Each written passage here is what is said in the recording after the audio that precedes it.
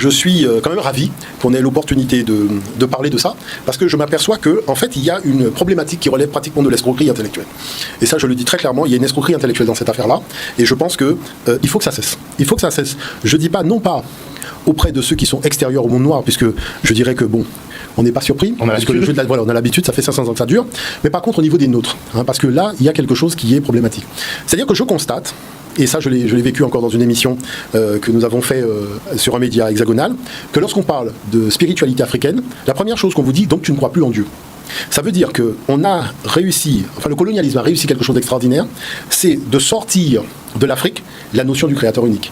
Là, c'est extraordinaire. Parce que je peux vous dire une chose, dans tous les débats théologiques, où vous avez des chercheurs, des égyptologues, des théologiens de différentes confessions et compagnie, il y a quand même une chose, au minimum que tout le monde reconnaît, c'est que la notion d'un Dieu unique vient d'Afrique. Ils parlent d'Akhenaton, mais Akhenaton c'est quand même Afrique. Bien que, il y a quand même 3000 ans avant Akhenaton, on parlait déjà de Dieu unique. Et tous les textes parlent d'un Dieu unique. Mais au moins, il y a cette convention-là, qui consiste à dire que le premier qui a ouvertement parlé d'un Dieu unique, c'est Akhenaton. Donc on ne devrait pas dire que la notion de Dieu est extérieure à l'Afrique.